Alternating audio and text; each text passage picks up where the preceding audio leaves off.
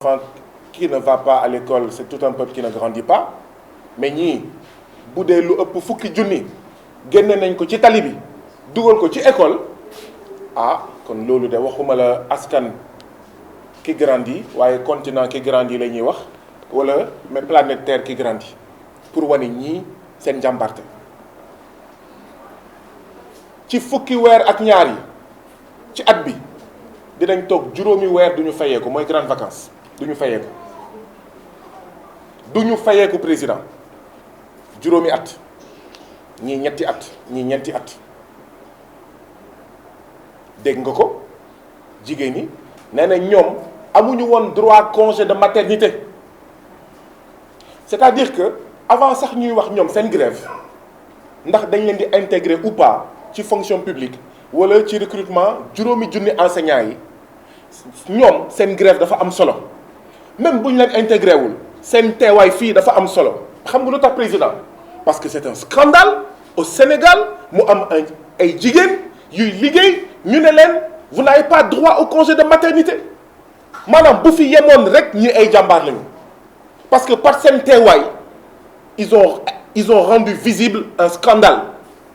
ndekete jigéen mun na nekk Sénégal muy fayeeku weer di liggéey rawatina ci école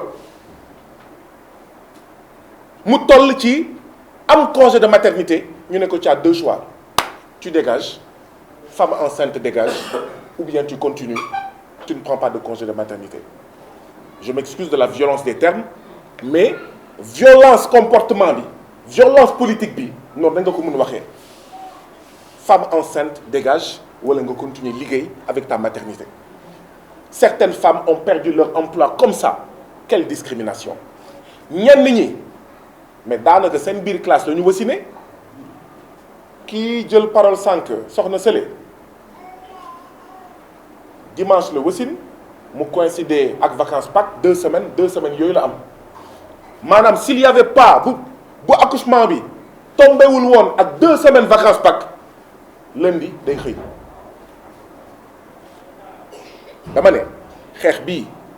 bu yemee rek ci wane ne kon Sénégal 2021 am na ay jigéen yuy liggéey yuy fayeeku et on leur interdit de prendre des congés de maternité bu yemoon fii rek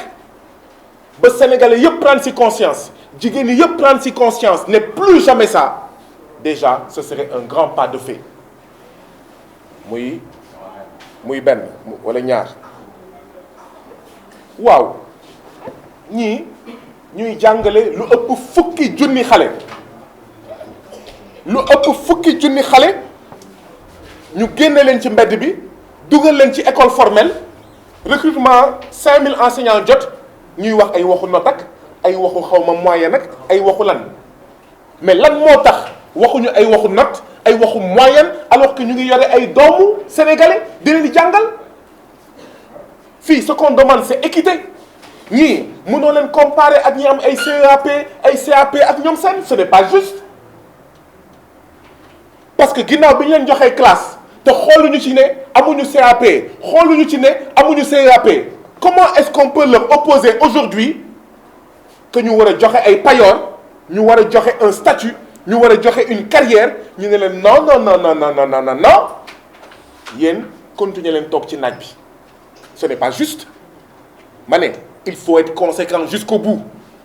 bu dee dañuy naan vous allez compétir avec les CAP les CEAP et cetera kon nañ leen génnee ci classe yi te dugal ay CAP ak ay CEAP ci classe yii nga xam ne c'est dans les zones les plus reculées dans des conditions extrêmement scandaleuses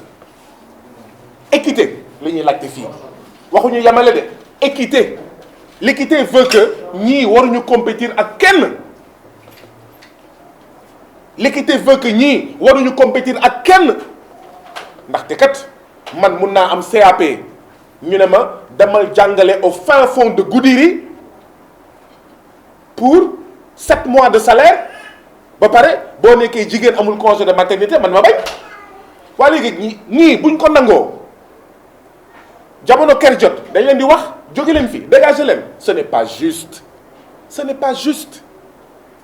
et lii mooy la problématique que ça pose mais ñaareel bi mooy président Malick Gakou réew mii ñuy woowee Sénégal continent bii ñuy woowee Afrique séddale bii bukki bii njuur bii sàmba moo fi war a jeex.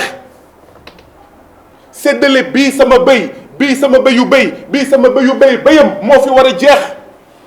séddale bii Macky Sall bii Marème Faye Sall bii Aliou Sall bii Mansour Faye bii Moustapha Niass bii Malick Gakou bii Guy Marius Sagna bii xawma nu mu tuddati Sonko bii xawma Aïssata Tall Sall bii Fatou moo fi war a jeex.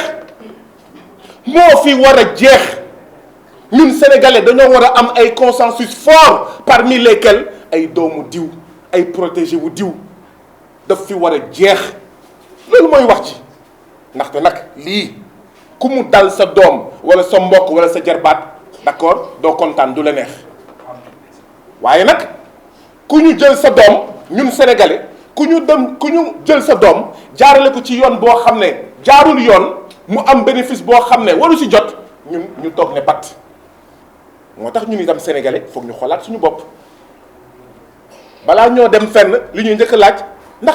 ndax xam nga fa kenn lan la da ngay dem fayi courant da nga soxla xam kenn ci fu ñuy fayee courant ñun sénégalais ñoo mel noonu. da ngay dem déposer concours ndax xam nga fa kenn lan la dañoo soxla xam kenn fu ñuy déposer concours loolu moo war a jeex fii. léegi nag ñii comme ay doomu béykat lañu. comme ay doomu sàmmkat lañu comme ay doomu nappkat lañu comme ay doomu ñi nga xam ne seen sant amul riir ñu ne leen voilà mënu leen bokk ci 5000 yi.